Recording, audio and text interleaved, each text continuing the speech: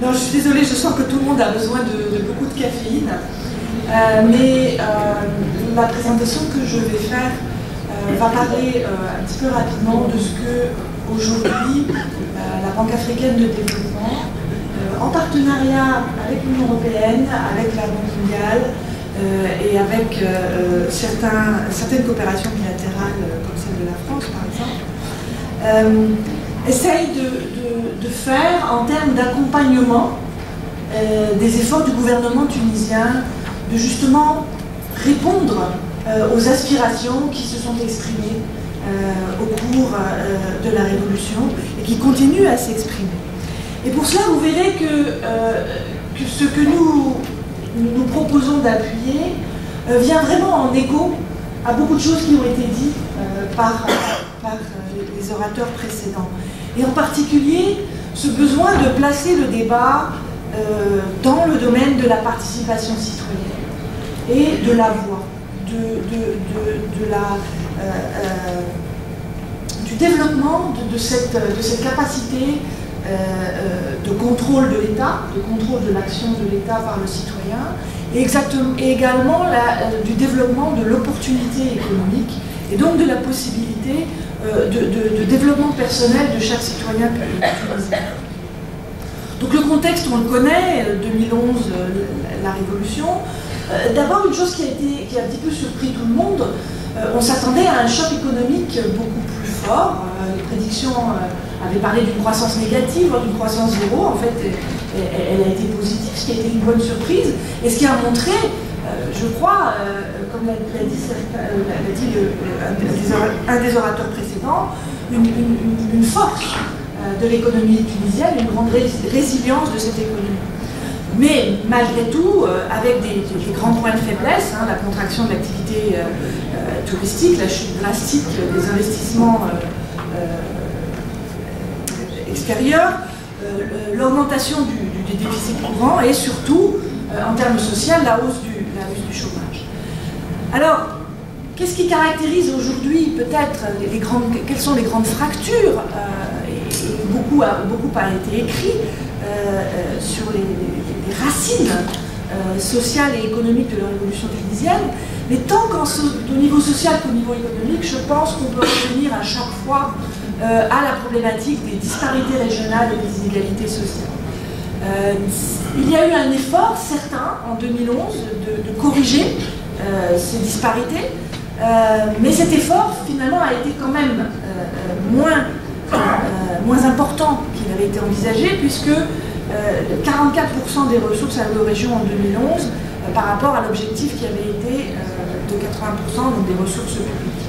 Toujours 1,2 million de Tunisiens qui vivent en dessous du seuil de pauvreté, avec des discussions sur vraiment est-ce que ce seuil correspond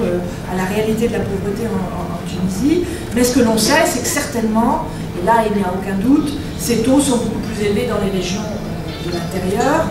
avec un déséquilibre manifeste entre l'offre et la demande sur le marché du travail. Et un contexte donc de gouvernance économique et sociale et de disparité qui arrive avec des problèmes structurels forts qui sont aggravés par la conjoncture nationale et internationale, mais surtout donc la crise européenne, mais de vrais problèmes structurels qui s'expriment en particulier par le chômage des diplômés, et qui, on a pensé très longtemps, était une caractéristique quasiment nord-africaine et plus particulièrement tunisienne, puisque c'est là où on trouve le taux le plus élevé. Avec un diagnostic sous-jacent sur ce chômage des diplômés, d'un manque de compétences intermédiaires postsecondaires et de formation professionnelle,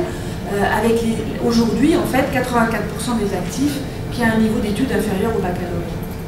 Donc une déconnexion, un décalage très fort entre ce qui est aujourd'hui la distribution des entreprises en Tunisie et ce qui est la distribution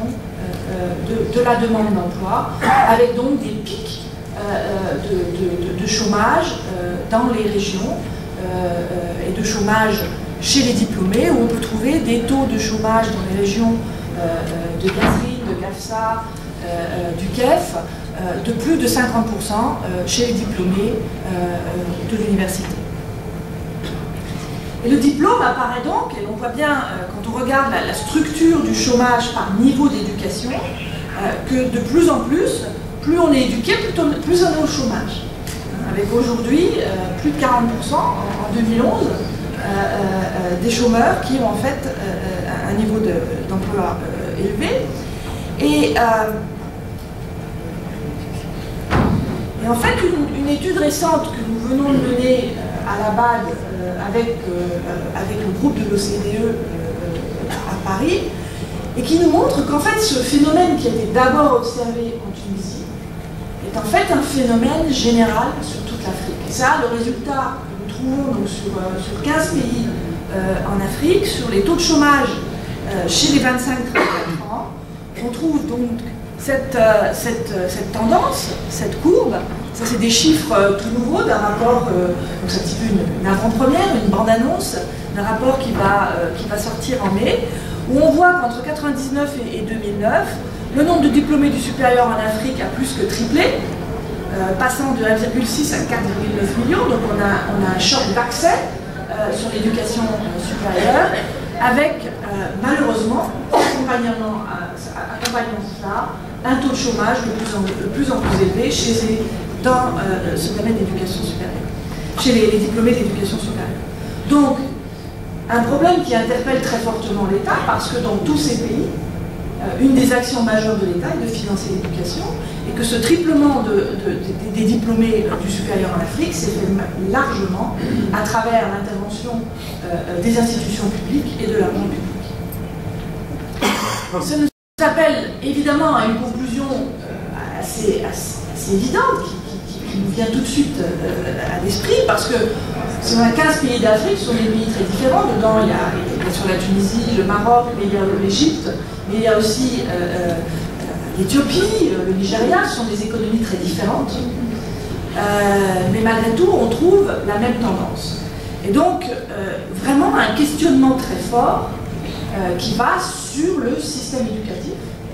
Système éducatif que nous connaissons aujourd'hui, qui est l'héritage, peut-être pas du 19e siècle, mais très clairement l'héritage du 20e siècle,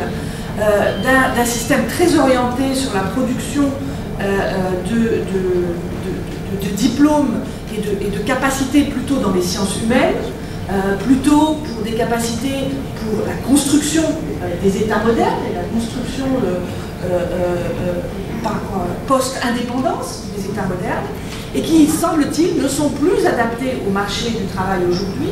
où l'on voit des entreprises qui cherchent des compétences et qui ne les trouvent pas, et de l'autre côté, des jeunes diplômés à la recherche d'emploi, mais qui, également, ne trouvent pas d'emploi en correspondance avec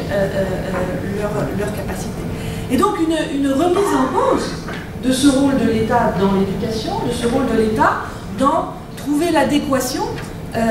entre la dépense publique dans l'éducation, qu'il faut bien le rappeler là. En général, dans la plupart des pays, le premier poste de dépense publique, donc la première dépense utilisant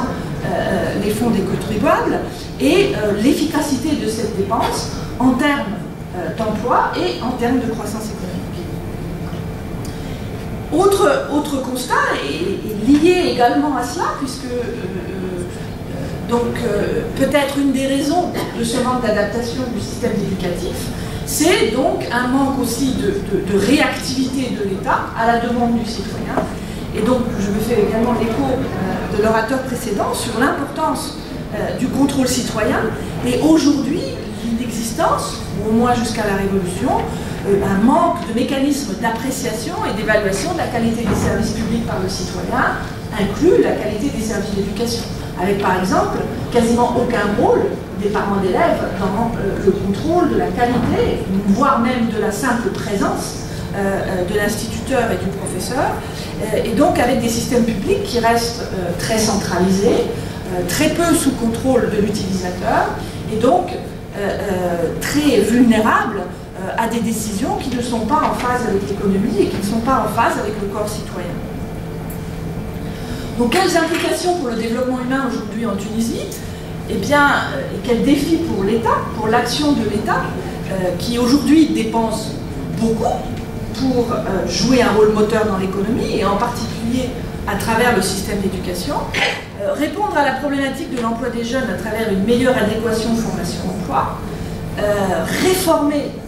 et quelquefois, un petit peu de façon provocatrice, je vais plus loin, en disant non pas, peut-être même pas réformer, mais révolutionner le système d'éducation et de formation afin d'accroître l'employabilité des profils sortants. Aujourd'hui, dans beaucoup de pays, c'est quelques